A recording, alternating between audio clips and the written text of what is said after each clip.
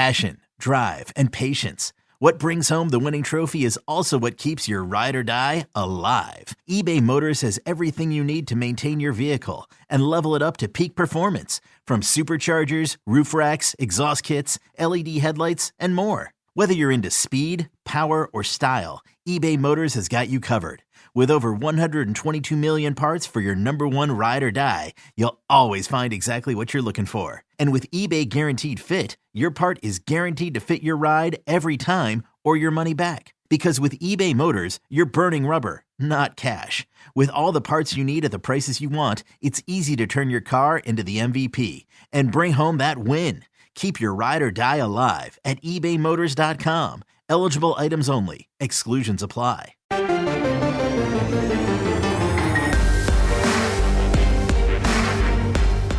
Welcome to the PowerCat Podcast, GoPowerCat.com's Kansas State Athletics Show. Make sure you're subscribing to our show at Apple, Spotify, Amazon, or wherever you get your podcasts. Now, from the GPC studios, here's your host, GoPowerCat publisher, Tim Fitzgerald. Welcome to another edition of the PowerCat Questions Podcast as football season nears an end. That's right. I can't believe this, guys. Tim Fitzgerald, Zach Carlson, Cole Carmody, Ryan Gilbert, and two dogs in a studio in my house. Very, very professional sounding. The dogs particularly add a lot to this podcast. You know what does add to this podcast is Fridge Wholesale Liquor. Get into the Fridge. Make sure you stop by there. It's a big game weekend. You got the 4:30 kick. You're probably going to need ingredients for some hot toddies out there in the parking lot. Get into the Fridge. They'll have everything you need. And just ask Kevin, the sexiest man in the liquor business in Manhattan, to warm up your toddies. Did People Magazine say that? No, GoPowerCat.com. Okay. The sexiest man in the liquor business. It's a whole thing. He will warm your toddies. Our segment, man, that just sounded really bad. Our segments are brought to you by Tanner's and the High-Low. We spent a little time at Tanner's the other night, watched a little football, had a few beers. Not many. Just a few. And then I was home in bed by 10 or something. Speak for yourself. Wow. Yeah, you guys, you have a little bit more resilience right now than I do. I have none. I just can't. I felt lousy after 3 beers. But that comes with old age. We got some great questions, I'm told, particularly about basketball, Zach. There were so many. We were overwhelmed by basketball questions. We don't have any time for football. We already, we had one basketball question, and it was one we've already answered. I think. Okay. I think that was the gist of it. I didn't check that hard. There's a good football squad going on right now, you guys. A squad of fellas? I don't know what that was. I have no idea. Shall we? That was just weird. That just came out. I have these personalities that just come out of me. Hey, Ryan Gilbert, you're going to read the first half, I guess. Why don't you get going with that? Correct, I am. First from El Camino Cat. Was the game against West Virginia the best game that K-State has played this season? I think so. They were really good against Stanford. That's what I'm saying. I think West Virginia is better than Stanford. I agree. I still think that the Stanford performance was better overall. And maybe that was just because low expectations. They exceeded expectations by a lot. And then if you look at the West Virginia game, there were still some spots where they need to improve. Yeah. Especially kicking. That was a big one. Offensively, they could do whatever they wanted against West Virginia, and that has not been the case with other teams against West Virginia. And that's one of the things that bugged me. We probably have a question about this. They could do whatever they wanted, and Courtney Messingham got conservative and didn't do much of anything for, I don't know, at least a full quarter of time, if not 2. And finally, okay, we better put up some points here, and throws the ball down the seam. Well, what's so encouraging to me, to answer this question, I do think it was the best that K-State's played all year. When you look at the fact that they blocked a punt, they scored it for a touchdown, they had 1 penalty for 10 yards. That's incredible. I mean, you compare that to the Texas Tech game and the games before that. I mean, it seems like every drive there was at least 1 penalty. 1 penalty for 10 yards. There was a special team score. The defense played pretty good. I mean, you look at, there was 2 straight drives where they scored points, but other than that, they held them to 17. You would have told me that they're going to hold West Virginia to 17 points. I would have told you they're going to win. But when they scored that 17th point, West Virginia did, it was 24-17, and it felt like West Virginia was at least knocking on the door. Yeah, they were. I still maintain that Stanford was a better game because Stanford was never knocking on the door. That one was thorough. It was unquestionable. K-State was going to win that game pretty much from the get-go. I do think the opponent, though, plays a big factor in that. Like, I think West Virginia's a lot better. A lot better. Their record is so completely deceiving. They're going to absolutely house Texas this weekend. And then they have KU, I believe. Yeah. So they'll finish 6-6 most likely and make a bowl game. Yep, and they'll be at the Dallas Surf Pro, your basement flooded bowl. Right? That's what they do, right? Yeah. Okay, good. Zach, I will say that against Stanford, the Cardinal really gave up in the final, 5 or 6 minutes of that game, and they didn't even go for two when it was completely the more optimal choice. So I would have to go West Virginia just because that team seemed to be bought in for 60 minutes, whereas Stanford kind of gave up on that game. Very good. Is that fair? That is fair. You were very fair. Thank you. I would be curious to see what other people think.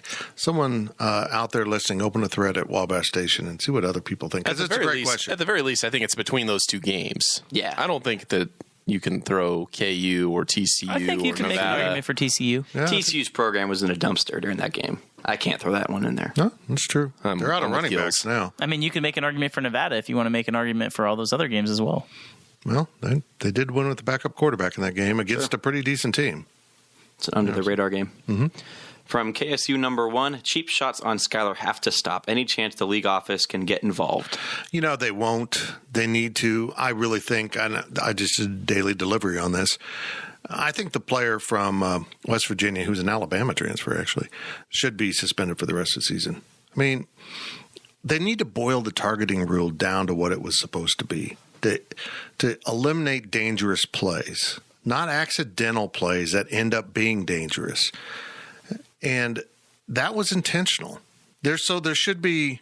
Cole, was it you that wanted the different degrees, almost like an intentional foul in basketball? We talked about that, yeah.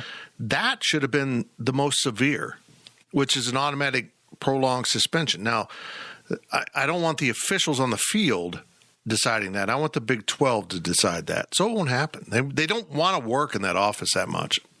So I mean, that was just so blatant, so obvious, and the malice was, just apparent. He was trying to injure Skylar Thompson. There was no other reason to do what he did than attempt to concuss the K-State quarterback. It's so frustrating because it feels like this is coming from somebody else. Right. These players, sure, do they have an idea of personnel? Do they kind of know who's on the other side? Sure.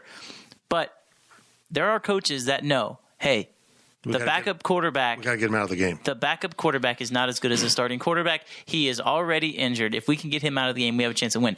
And I will even go this far. I don't know if this particular player was on the roster last year for West Virginia. I know he's an Alabama transfer, so there's a very well he may not have been. But this is the same West Virginia team that destroyed K-State with Will Howard at quarterback. Mm-hmm.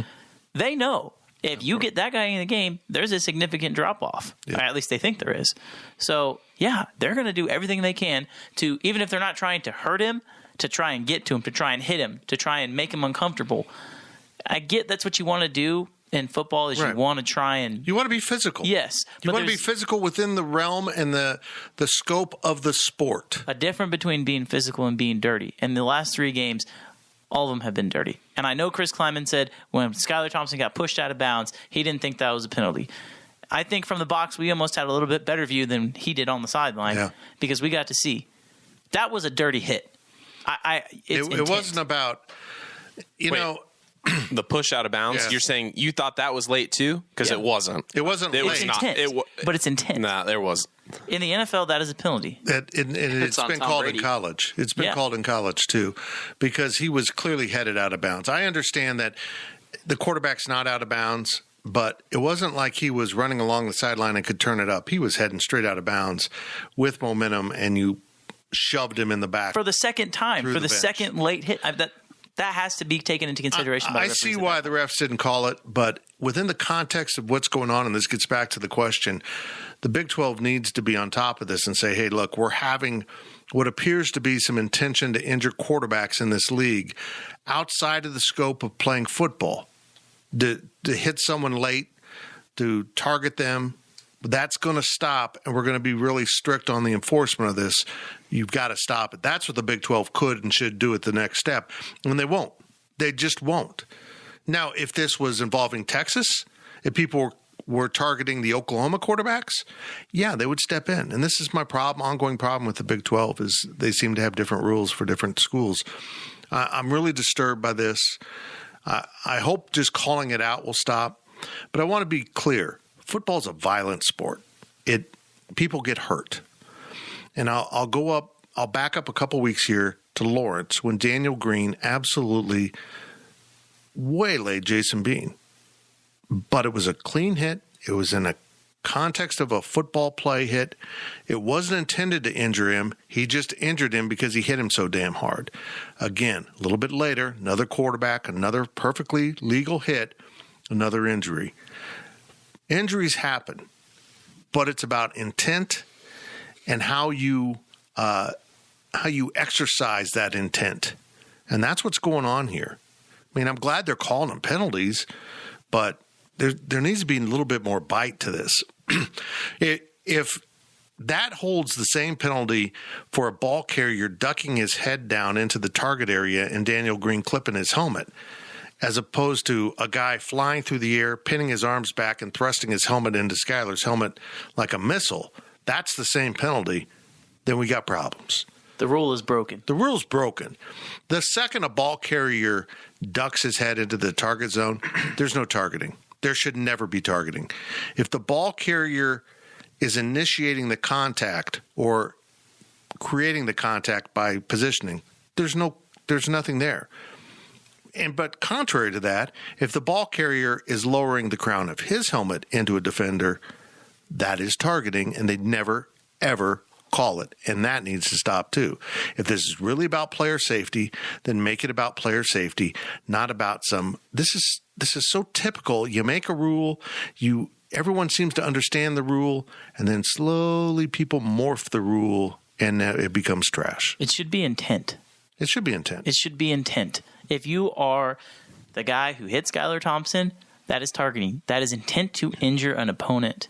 If you're Daniel Green, who got called for a targeting penalty on probably one of his most solid form technique hits of the entire season. Nothing wrong with it. I don't know what that official was looking at. No, but the sad part is nobody would have been surprised if it would have been upheld. Mm-hmm. Because the rule is broken, but there was no intent. So my beef with this rule is you should get ejected on a targeting penalty if there is intent, clear intent to injure, or it is an excessive hit. Like, I'll be honest, the Justin Gardner block, the peel back block where he blocked the receiver after Rushdie had the interception. It could have been a penalty. It should have been. Yeah. It very easily could have been targeting, and I don't think anybody would have had that much beef if he gets ejected, because the intent is different than coming down and making a tackle. Look, I know football players want to hit people. That's why they play the sport. I mean, it's fun. But that particular play, that peel back, in which the guy is blindsided like that, there's no reason to throw that block. You don't need to hit him that way. Just get in his way. That's all you got to do is screen him. And I know that's not fun and that's not football, but KSH's really fortunate a penalty wasn't called on that, because within the spirit of the rule, that can be a penalty. It should be intent, and if it is a normal targeting penalty without intent, it should be a personal foul, 15-yard penalty. If you want to review it, great. If you don't feel like you need to, that's fine. But if it's targeting, it should be an actual targeting penalty with intent to injure, or a blatantly obvious leading with the head. Yep. And you should be ejected. But if not, if we have to sit up here and debate about it, just call it a 15-yard penalty. Right. Just call it a 15-yard penalty. Yeah, I think trying to sit there and look at a replay and determine the intent of a player most of the time is going to be difficult, because most of them they're just football plays. But I think you can put yourself into a position where your bad form was intent enough. Mm-hmm. That's my argument. I agree with that. It may not be a dirty or intentional play, but you having bad form became the intent there. But I think, yeah, it needs cleaned up, but I don't know what the right way to do it. I kind of like Cole's idea of, flagrant 1, flagrant 2, that sort of thing, where you can kind of clearly see. But if you're going to sit there and determine, and look at it, well, what did he mean here? You're just going to be extending the game, and that's not what you need to do. I'm pretty clear on this. I feel like if you take one guy and you give him life in prison for that, they'll stop. Just give one guy life in prison. What are you in for? I hit a guy on a football field with my helmet. Okay. Ask Mason Rudolph how that would have turned out. No more questions regarding that. From Durya, he is new. He or she is new. Could you spell that for me? D-U-R, yeah. Y-E-A-A. Which is also yeah. Could you give me an alternative meaning? Oh, I'm sorry. This isn't a spelling bee. What's the country of origin? What's the country of origin? Yeah. Okay. Welcome. Anywho, welcome to the site. Welcome. Which seniors do you think are most likely to come back for a super senior season? And from El Camino Cat, who I think we all know, who is the traditional senior that would make the greatest impact to the team if they return next season as a super senior? I'm going to answer this question right away and say the most likely to come back, I would say Timmy Horn. And I don't know. I know you guys talked to him today. Does he have a year? We were talking about this in the press box, and he played 4 years at Charlotte. So he has an extra year. Since he was voted captain, I bet they would want Isn't that. this You know what's interesting is someone asked him about going through senior day, and he kind of tripped over it like, oh, I am? Yeah. I think you might be right. He might be onto something. Look, I look through this roster. Offensively, Josh Rivas isn't coming back. He's going to get paid. Yes. Noah Big Johnson time. already came back. Ben Adler. I don't see many offensive linemen who have played a full career wanting to come back for more injuries. And they have Taylor Potier for right guard. Yeah, and I mean, Noah didn't play. He sat out a full year after transferring, so he got a little rest in there. Defensively, Timmy Horn or Eli Huggins would top my list. They would take both of them back. Yeah. I think Timmy Horn is most likely to come back between those two, though. I don't know anything for sure, but when you're voted the captain your first year, I would imagine you would want to have a little bit something else left in the tank. I don't think he has a year, but Russ East is. I got a crush on him.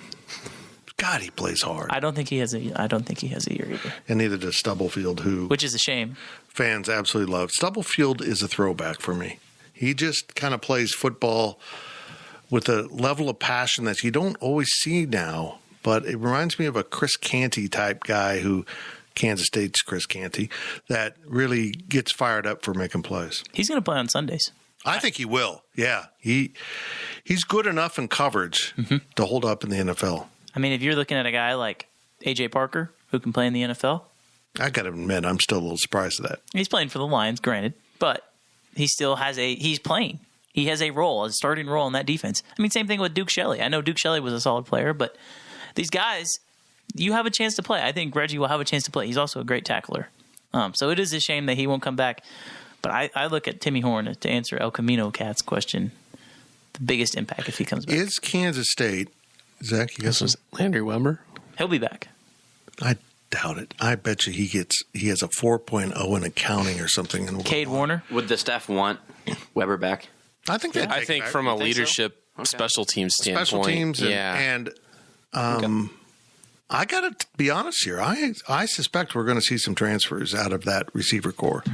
I don't know. Just a gut feeling. There's no tangible evidence of that for me, but we haven't seen this from Kansas State yet. We've had one guy go into the portal midseason, which is kind of low for everyone else. I mean, people, when players hit the transfer portal this year, if there's 7 or 8 of them, that's common. That's a decent number.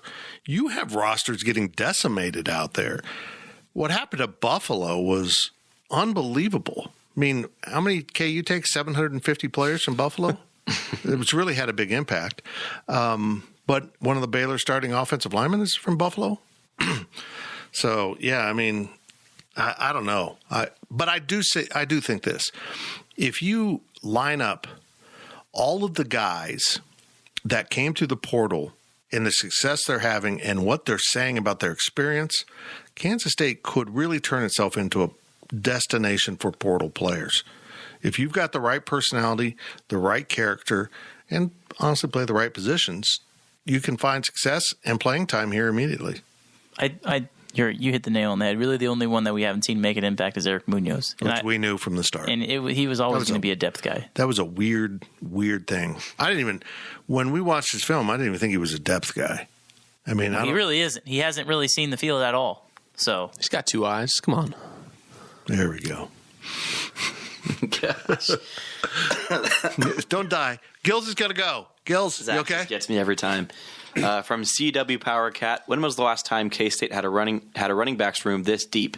It seems like having Jacardier Wright and DJ Giddens as the third and fourth stringers is a luxury they haven't had in a long time. Speaking of transfer portal, this is the problem. This is the problem right now with the portal. If you're Joe Irvin and you're that effective on a regular basis, it's not that you're not being given a chance. You just don't have a chance because the guy in front of you is so damn good and is so valuable in so many areas of the team. I'm not going to be surprised if we see 1 or 2 running backs hit the portal too, but it is deep. But it will continue to be deep. I'm going to say something wild. I think the college running back is about to go the same direction as the NFL running back. They're not that hard to find, a guy that can be effective enough. Deuce Vaughn, pretty special. There's other guys in this league that are pretty special. But in terms of depth for a room for guys that can step on the field and play, you can find them. James Gilbert, Jordan Brown, Harry Trotter. Perfect. Yeah. Could you imagine if Keon Mosey was still on the team? It's incredible. Yeah.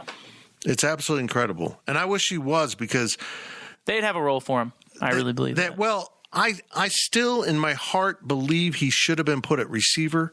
And I don't know if it was him or the coaches who wouldn't do it, but I'm really having problems understanding how they've been so worried about receiver depth, and yet they don't really seem to move anyone into that position. Mm-hmm. They don't seem to say, okay, well, let's try this guy there. Maybe they do, and we just don't know about it.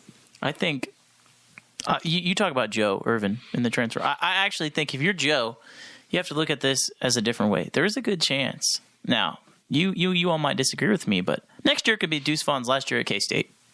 I mean, realistically, he could look at the thing. He could look around and say, I'm an NFL running back, because I believe that Deuce Vaughn can play in the NFL. I don't think he is. But I still think he might test that out.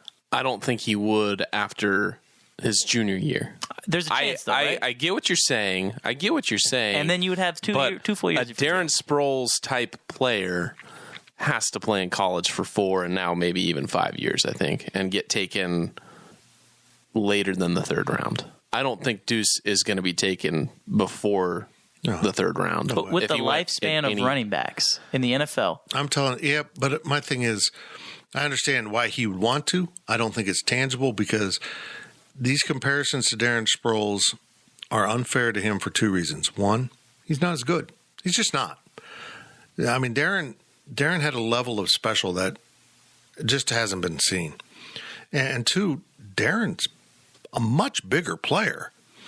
Darren's small in stature, but he is a block. And Deuce is strong, but he's not as thick as Darren Sproles was.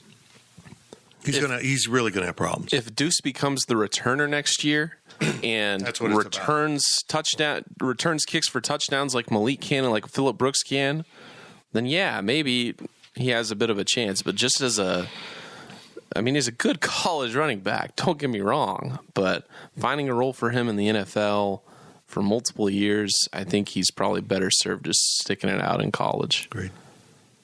Am I the only one who kind of disagrees with this question? I mean, Jacardier Wright has even carried the football at all since fumbling it. Yeah, that's what I was. One game. Yeah, I'm with you, Gills. Yeah, he's when Joe was hurt, he played. He's sick. So Jacardi and DJ Giddens, they rarely play. Giddens hasn't played. It's basically just because they put in chippers for the KU game at the end. So they literally play Deuce and Joe Irvin. I do think there's potential there with. I truly believe if you were down to a situation like you had last year, where half of your running back room has COVID, half of your running back room is out, I don't think they miss that big of a. There's that big of a drop off with Jacardier, right?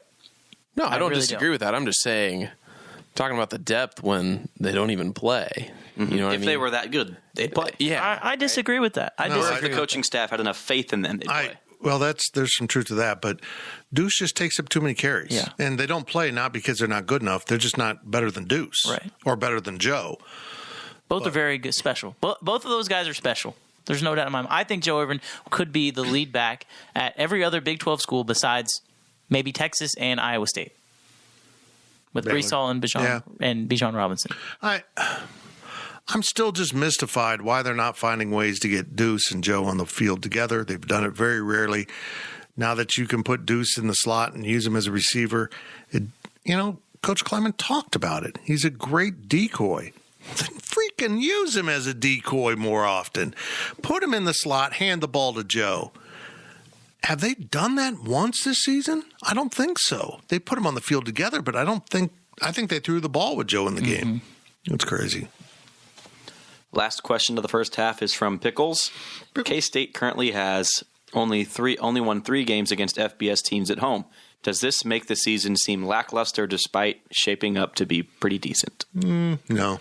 You just got to understand the context of K-State football right now. Since the drop-off following 13-14, that this team doesn't compete at the highest levels. Now, can they beat Oklahoma? Yeah, once in a while. Yeah, they did it back-to-back seasons, sure. But on a consistent basis, the roster isn't to the point where it needs to be. And honestly, they don't have enough athletes. How can I say this? I'm going to put this out there.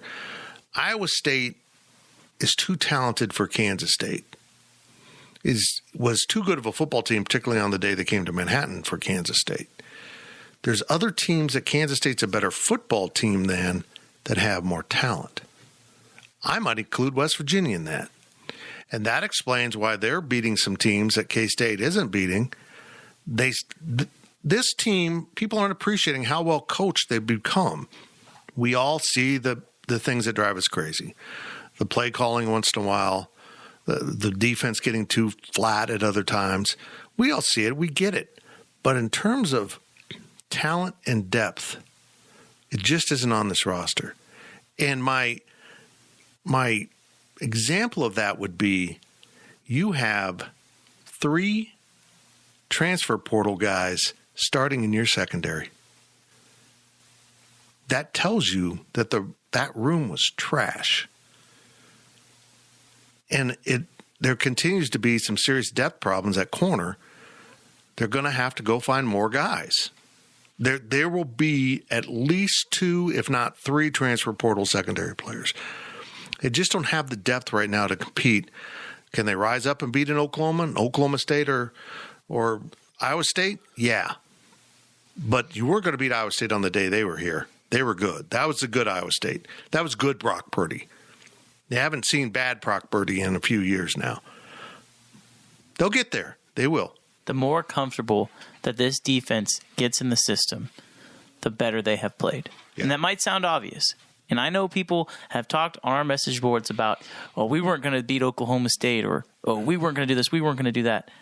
I truly believe if you replace the 3-game schedule in the beginning with TCU, Kansas, and West Virginia, with how this defense is playing now, K-State will have and then you put those 3 games that they had at the beginning in Oklahoma State, Oklahoma, and Iowa State right now. So say they're getting ready to play, or say they just finished up the 3 games. I think there's a better than good chance that they win at least one of those games. And I think early on in the season, they still do have a potential chance to go 3-0. I think the point of what I'm saying is the more comfortable this defense is getting, the better they played, and we've seen the results. And I mean, the defense was the reason they lost those 3 games. Mm-hmm. I'll put this out there though: you're catching Texas at the right time. You caught West Virginia at the right time. Mm-hmm. Baylor is just good. I don't think we appreciate how good Baylor is.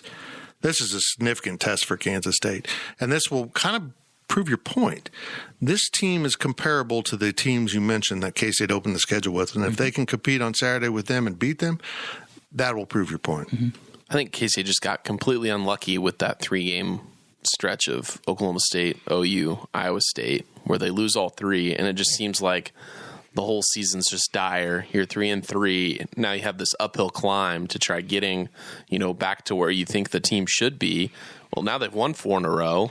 I think they have a decent chance against Baylor, and they've got a really good chance against Texas. They didn't even know where to line up against Oklahoma and Iowa. Yeah, they really did. Oklahoma State and Oklahoma. They didn't even know where to line up. Now it's a much more well-oiled machine. I just think that if they had the defense now that they had that, and you take that back the last few weeks, there's a better chance they have a better chance at winning those games. I'm not saying they do, but they have a better chance. I mean, if you reshuffle the schedule around, I think you can see a very different a very different result. Well, and then I'll tell you this, I'm damn glad they're catching Texas when they are. Mm-hmm. So you shuffle things around, that might change. And I'm interested to see by the end of the season. But if you just reverse the result of one of those games, say, OSU, Oklahoma, Iowa State, you reverse one, would that be enough to put K-State in the Big 12 championship game? Could. It would be. I think it very well could happen. If they obviously they have to beat Baylor, they have to beat Texas, right? But it would. It'd put them in there.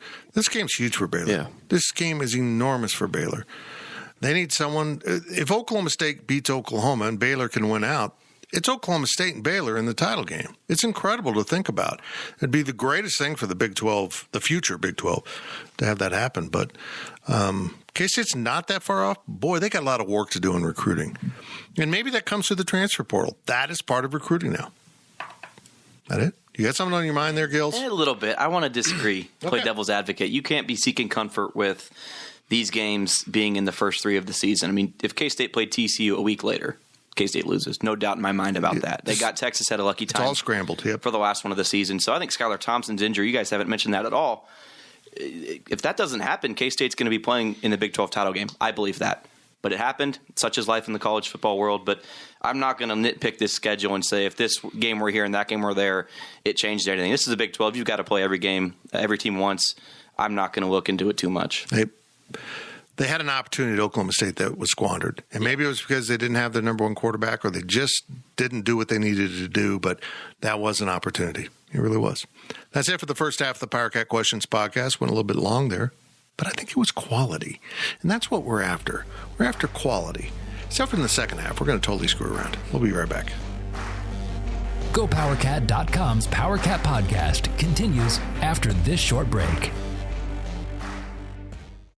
Is your January looking dry? Get some lotion. Get a humidifier. And better yet, get Drizzly, the go-to app for drink delivery. With Drizzly, you can compare prices across local stores to get the best price on a huge selection of drinks perfect for dry January. Every single time. Non-alcoholic wines? Have a look. Ready-made mocktails? Grab a straw and order them up. Beer without the alcohol? Yep, take your pick. You can find all of them here, in the app. In that phone that's in your hand. Could it be any simpler? Nope, not a chance. So shop for great deals on all your dry January beverages or other drinks and get them delivered to your door or blanket fort, maybe. Download the Drizzly app or go to drizzly.com. That's DRIZLY.com. Must be 21 plus, not available in all locations. And don't forget to lotion up your elbows. They're looking a little dry.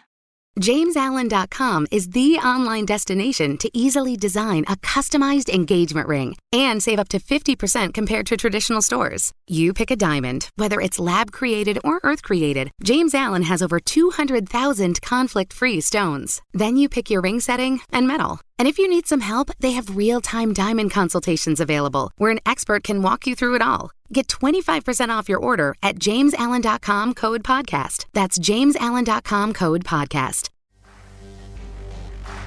Welcome back to the Power Cat podcast. Now, let's return to the GPC studios. Welcome back to the Power Cat Questions podcast, sponsored by Fridge Wholesale Liquor, Tim Fitzgerald, Zach Carlson, Cole Carmody, and Ryan Gilbert, right here in the GPC studio, adjacent to the stadium. If adjacent is about a half mile. Segment sponsors are Tanner's and the High-Low. Make sure you support all of our local businesses, and we appreciate all the local businesses that support us as a fellow local business. That got a little confusing. Not a local businesses there. But make sure when you come to town on Saturday, you hop into an Aggieville establishment or a downtown establishment or something else that's locally owned. There's some great chains. I get it. You like them. Sometimes you come to the big city and you want to go to a pizzeria place that is on the west side of town. Come on, Zach. You know exactly what I'm talking about. I was only halfway listening. I heard pizzeria on the west side of town, and I can only assume what it is. I wasn't listening to the first half of that. Well, I was it's not a new one. I was trying I'll tell to you that. It's not the salad dressing. It doesn't have a new building. Well, it has a new building. Oh, it has a new building. Yeah. Well, like last But September. it's not the new version of this place. It's the old version. Anyhow, not I the love salad that place. dressing, right? I Salad love that place. Good food, good everything about it. But it's a chain. Please support your local businesses. They've been hurting. They need all the help they can get. But what if Gills went back to go deliver pizzas? Gills is a highly skilled bartender that is now using his skills at a local establishment that is not a sponsor of this podcast because they get their liquor from someplace else in the fridge. And why do they do that? I don't know. But make sure you get all your liquor from the fridge like a real man. Fun fact, when we run low, we'll go to the fridge. That's happened a couple times. Really? If the other place doesn't supply enough. The other place doesn't have the wide selection. Mm-hmm. It's not nearly as big. It's very not small. nearly as big. And in all honesty, it's kind of aimed at stocking up for bars and then also selling cheap beer to college students. Mm-hmm. Anyhow, here we go.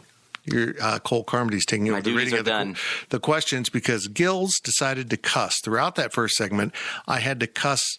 I had to take out bad cuss words as opposed to the good ones throughout that entire 30 minutes. I mean, I would have been bleeping forever. The guy has a potty mouth.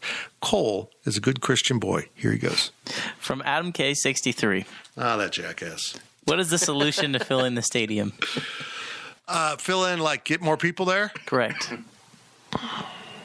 Blow up everyone's television?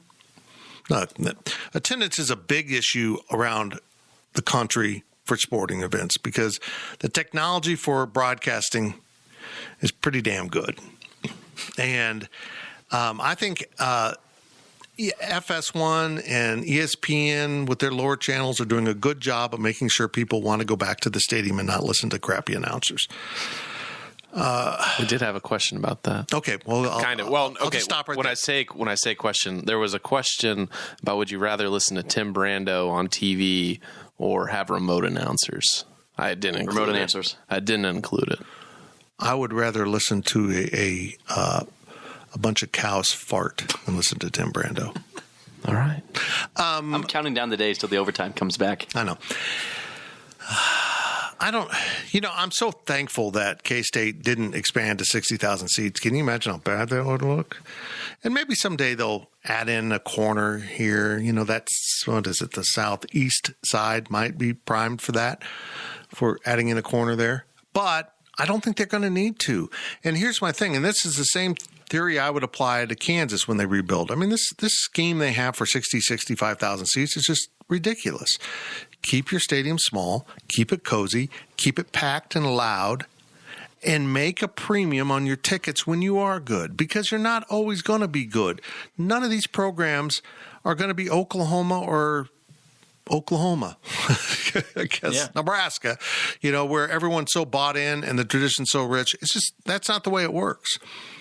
What killed Kansas State last weekend was pheasant season. Really? Like, it's part of the culture in Western Kansas. It's a huge part of the economy in this state. And it's not just, I want to get up and hunt.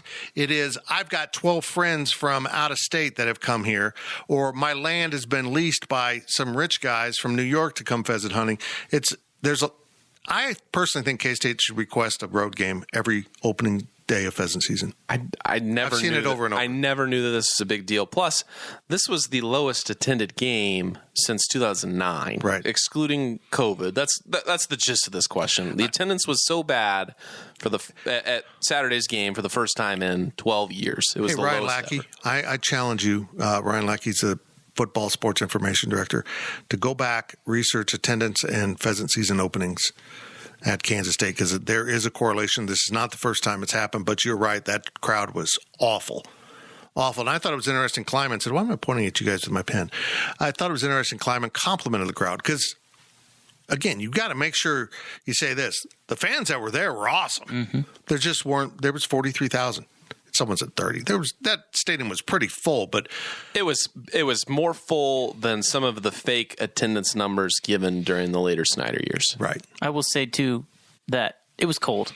Let's just be honest. It was the first colder weekend that we've had. It was cold. It was 11 a.m. and it was West Virginia. Yeah. Well, here's what bothers me about K-State fans. They proclaim to be the #1 college town in the country and the best fans and all this.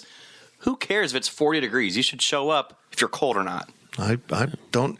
That is something that's going on that, it wasn't that long ago where it was a no-brainer. Oh, the game's going to be sub-zero? Well, we got to dress for that. Yeah, I got to save some bread wrappers to put them around my feet underneath my socks. All of those tricks. I don't see people doing that anymore because you can just leave and go out to the stadium and drink a beer in the parking lot. Yeah. If you get cold and you can warm up outside in your car, and then if the game's not good enough, you don't have to come back. Back to the question. You know what they can do to? Why are you pointing at me? I don't know. I don't know why. Put the pen down. Well, it's very aggressive. Is win. Just keep winning. K-State fans haven't fully engaged yet after the end of Snyder, and I count the end. Well, when did they play Vanderbilt? 16? 17. 17? At Vanderbilt, 2017. Yeah. Oh, well, that was the end of the Snyder era for me. And I've said it over and over. That's when the fan base said, okay, I'm not quite as committed as I was. If I'm going to spend that money to go to Nashville and you guys are going to act ill-prepared and disinterested in playing a bad football team, I'm not doing it anymore. And I think they lost a lot of fans right there.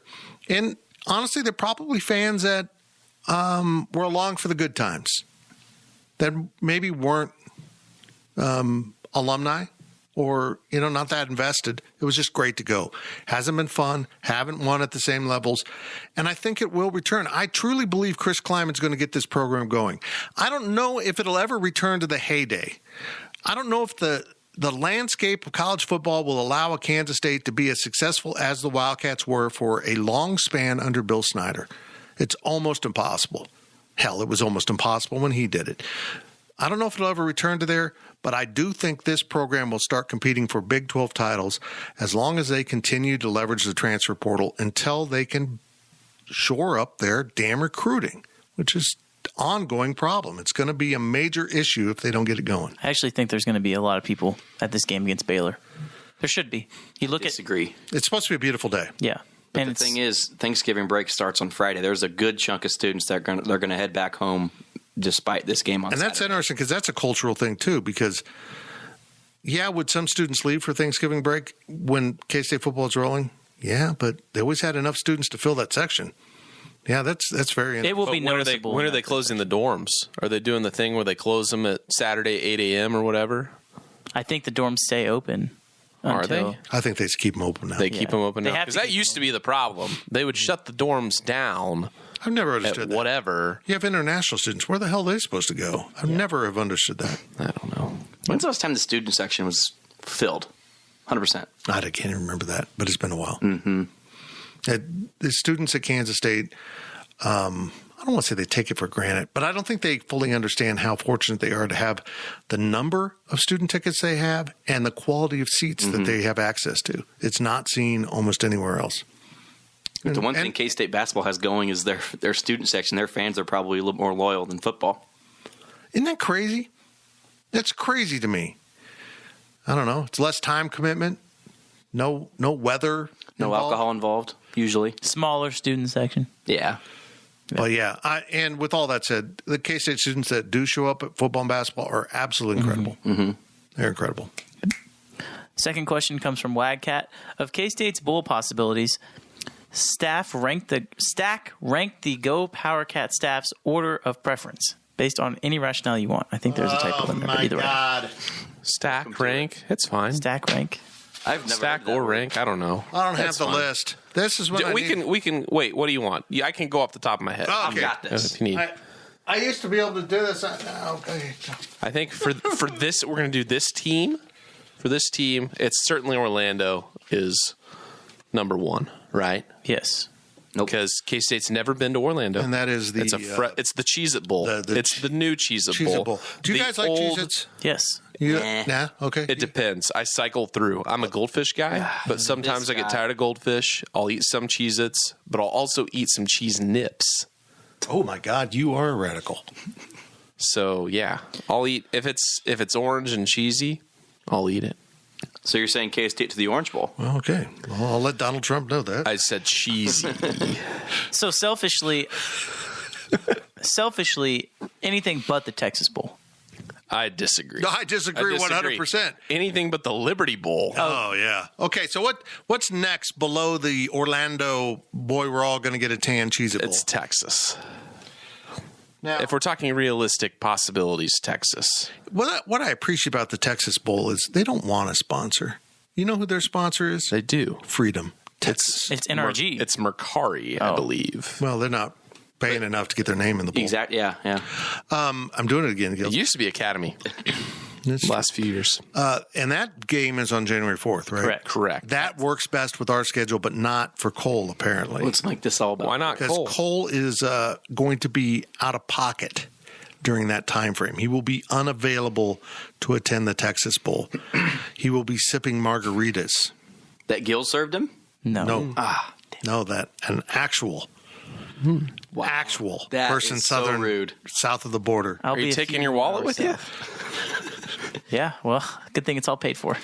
Okay, so Texas is next, and then what? What do we The got? Alamo Bowl? Well, I don't think Almo's particularly realistic. No. Did K-State have to lose out for that? Who? Would K-State have to lose out to get in the Alamo Bowl? No, No, Almo's they'd have to do above the reverse. everything. They'd have to win out, and they need to win a magical extra game that's not on their schedule to be assured of the Alamo Bowl.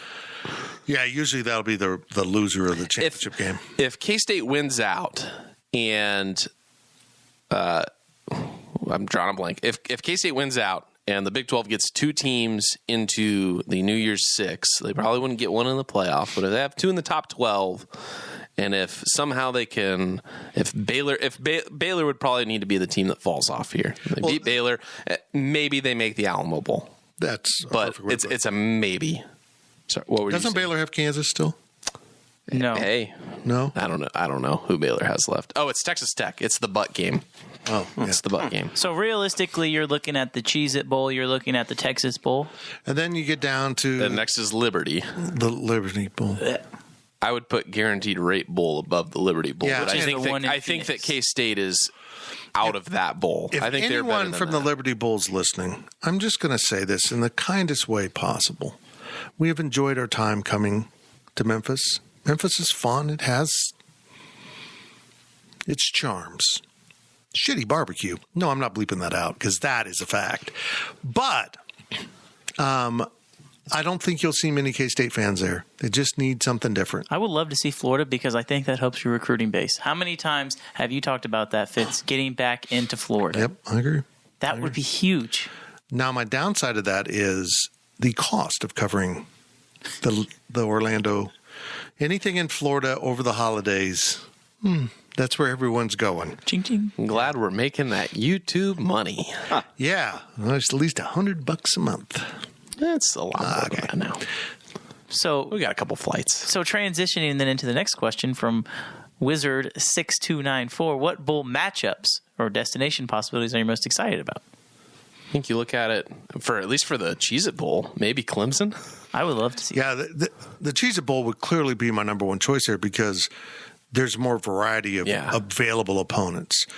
When we start talking about the Texas Bowl or Liberty Bowl that is an SEC opponent, it seems like we're getting recycled through Mississippi State and Arkansas and all the same teams because they're in the West and that's where they want to send them, as opposed to maybe a Tennessee or a I don't even know. That's who I want to. If K-State's playing an SEC team, I want them to play Tennessee. I think that's probably the best matchup, at least for excitement and something new. So if K-State loses one of their remaining two games, there's a good chance they'll end up in this Cheez-It Bowl. Correct? No, They have to win out. They need to win as many games as Cheez-It is number one. Texas is 2. I say if they go 2-0, the last two games, Alamo's above Alamo's above Cheez-It, but that's really unrealistic at this point. If they win out, I think Cheez-It's really a distinct possibility. If they go 1-1, it's probably Texas. If they go 0-2, it still could be Texas. Just based on recency, and maybe the Liberty Bowl says, probably not K-State. And then if they fall to the Guaranteed Rate Bowl, do you really want to go there? Or would you rather just go play if you're going to play in a lesser bowl like the Guaranteed Rate Bowl in Phoenix, why not just go one below and just say we're going to play in the Serve Pro Bowl or the Military Bowl? You want the best bowl possible. I know what the players will say. I get that. And the opposite of my Liberty Bowl theory on fan attendance, Orlando would be enormous. I agree. I don't know how fans would get there. There'd probably someone to be back chartering flights, which was done in the early days of K-State football. You'd just charter flights and fill them with K-State fans and get them there. Maybe that's what would take place. I'm not sure. And a lot of people would just drive. So it's ACC in the Cheez-It Bowl? Yes. So you got Pitt. Or Notre Dame, if they lose anything. I mean, yeah, they could, I guess, theoretically. But I don't If What they about- start I don't- losing. yeah, if Wake? they start losing. Wake Forest, that could be a possibility if Wake Forest loses on Saturday to That is Clemson. a real possibility. Yeah, I mean, Wake Forest, Pitt. I think that the Cheez-It Bowl is actually the number 2 bowl. I think that is the number 2 bowl for ACC right now. That goes I would love New that. Year's 6 playoff, and then I think you could potentially play the ACC championship loser in the Cheez-It Bowl. So Wake, So potentially Wake, Clemson, Pitt. is that it? Probably. Which North Carolina are they? Maybe Virginia, maybe NC State, but North Carolina is projected for the Holiday Bowl. Okay. Yep. How's that San for Diego. travel? That should be a Big 12 bowl. I wish I'd get it back. I really do. Next question from 3G Wildcat. Ignoring media perception for a minute, I feel like the new Big 12 will be a competitive league and fun to watch. Absolutely. Agree or disagree? Absolutely. I'm so fired up for the new. I'm so sick of Texas. Texas made me root for KU on Saturday. Isn't that wild? I'm bitter. Lucha Taco was going crazy on Saturday cheering for KU. It was awesome to see. I appreciate you not naming the business. Yeah. I mean, I'm just fed up with both of them at this point. And I think it would just be unbelievable if Oklahoma didn't make the title game this year. After all this talk about quarterbacks, he's going to win the Heisman. Oh, now the backup's going to win the Heisman. All that gets shoved aside. I hope Iowa State drills them into the ground, even though I want Iowa State to lose. I would like both teams to lose, but I'm told that's not possible. Well, Did you watch Pittsburgh Detroit over the weekend? Because I liked that. But I do think Oklahoma State will beat Oklahoma. I think Oklahoma State's. They're legit. Now, we talk about going back to the first half. Kansas State actually caught Oklahoma State when they could beat them, but they just didn't have their quarterback. And now I think Oklahoma State, even though they've lost along the way, is a much better football team. That defense is unbelievable. I think Texas losing to KU just cements everything. I don't care if Oklahoma wins out and they win the Big 12 championship. I really don't. I think the perception of Texas and Oklahoma is hurt because Texas lost to KU. And that's all that matters in my opinion. I don't disagree with that. It's weird, but it stains Oklahoma Because too. those because group- they've tied themselves to the Texas. They're grouped together. No matter what happens, they're grouped together. And they did it to them. They did it to themselves. Would Oklahoma get in the SEC without Texas? Yes. Sure. I don't think so. I don't know. Well, they would need one other, right? Well, it would be Oklahoma State probably, but I don't think it happens. I think the SEC took Texas and Oklahoma, not Texas and Oklahoma. I don't disagree with that, but I think that OU could have gotten in the SEC on merit alone. I don't think they needed Texas. But merit only lasts you so long. Oklahoma's been good. Gills is still Oklahoma- all of his merit badges. He wears them. Oklahoma is the one that's been in the college football playoff. Yeah. They're the bell cow. We can talk about Oklahoma's actually Texas. good. We can talk about Texas being the one that runs the show and the politics. OU's the one that shows up on the field. So Back to the question. I'm really excited, and I hope that Kansas State football is thriving at the time those schools come in, because I'll be honest, I miss what we saw in Arlington when you're on the road, and granted it was a neutral site game, and you have 15,000 K-Staters at the game. Mm-hmm. That is a cool part of the K-State football culture that Bill Snyder built, is the amount of people that would cross state lines to go see football games. And I would be thrilled to see those type of crowds go to Orlando and Provo and Cincinnati I mean, Houston's going to get crowds because it's adjacent to so many K-Staters. I think those are fun trips. I remember the first time we went to West Virginia and so many K-Staters showed up, and how just in awe West Virginia fans were of the number and the passion of those fans and the courtesy and politeness of the fans. It's not like they're Michigan fans and they overrun a city and they're jackasses to everyone. K-State fans are down for a good time. Oh, you got moonshine at your tailgate, I'm in. That's not going to happen in Provo, but you get my point. No, I'm really excited, and I hope they keep going. I hope they identify the 4 more schools that fit what this conference wants to be and brings them in. And I hope that includes a Western move to add to BYU. I think K-State's going to enter the new Big 12 at the right time. I think that the program's on the upside, and they're going to hit it just right when when they need to. But I don't think it's going to be as competitive as we hope. I think that UCF, I think maybe even Houston, they're going to come in and they're going to be bottom half and maybe even down there with Kansas. I don't know. I think that there's going to be at least one team, and I think it's probably UCF that's just a complete, I don't want to say joke, but just not earning their keep or earning their invite. Why did we invite them kind of team? Somebody's got to lose. Somebody's got to lose. And nobody says that in these meetings about expansion, do they? And I think that UCF's going to be fine with that to an extent. Their recruiting will get by. It's fine. It could be Cincinnati. I think Cincinnati, yeah, it could be. But I think Cincinnati's going to be, at least for those first couple of years, I think they're going to be competing. How long does Luke Fickell stay at Cincinnati? Yeah. I mean, seriously, there's going to be some job openings this year. Is it being in the Big 12 enough to keep him from jumping to I don't know where? But there's some big programs that are going to have openings. This is going to be a fun offseason to watch the shuffling. Chris Kleiman could keep climbing the ranking of when they were hired after this season, or even after OU leaves. I would say this. I would think Mike Gundy's stock is the highest it's ever been. He's flirted with some jobs that I didn't understand because I never thought he was a good coach, but I think he's developed into a really good coach. And I know he's talked to LSU in the past, but I don't, he could end up somewhere. Well, it'll be curious. But no, I'm fired up for the new Big 12. Zach, I don't want to necessarily disagree with what you're saying, but the talent gap between, UCF or Houston versus it being Oklahoma, Texas, now that we've got Baylor, Oklahoma State, whoever the top teams are going to be, that gap is shrinking so much. So I don't necessarily see a team being 1-8, 0-9 like Kansas is being, just because there's going to be a real chance to beat any team on any given night now. I know Texas kind of sucks this year. I don't see it as less talent coming in to replace Oklahoma and Texas. I see it as one of these teams is going to come in and they're just going to be the loser. Mm-hmm. That's just what's going to happen. They're going to be an expansion team like any professional league up until the Vegas Golden Knights, apparently. Somebody's going to suck. You want to know who I think is going to suck? If they lose their coach, it's going to be Iowa State. Honestly, it's going to be really hard for them to – they've got the right guy that can get guys, but if he leaves – and, honestly, there's some guys up there that K-State needs to hire.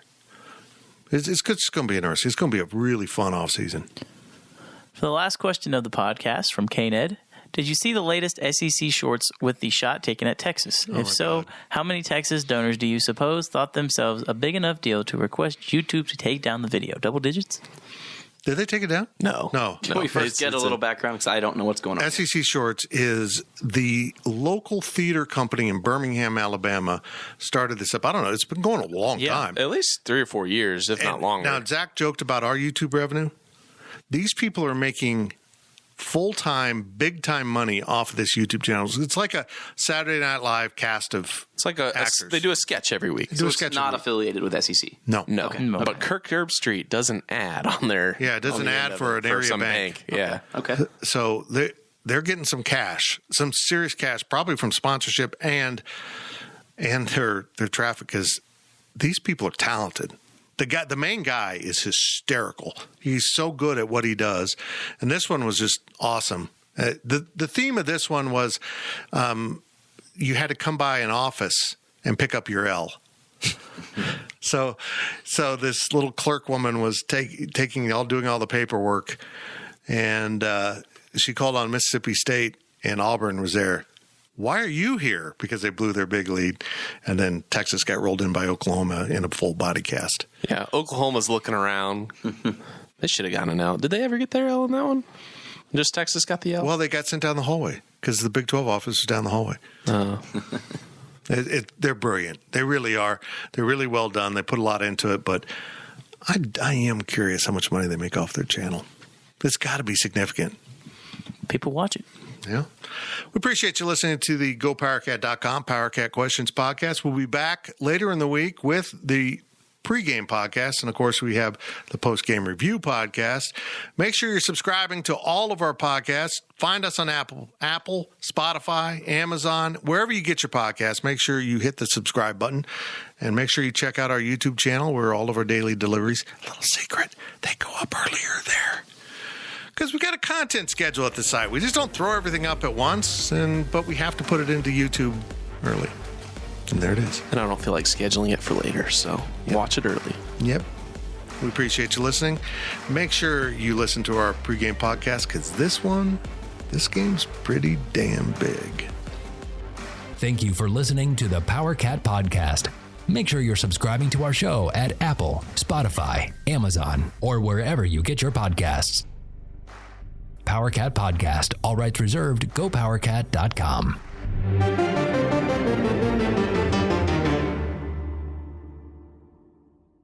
With Blue Link Plus, you can access your Hyundai Tucson Limited remotely. Doors unlocked, temperature set, lost car found. There it is. Get complimentary class-leading Blue Link Plus. Call 562-314-4603 for complete details.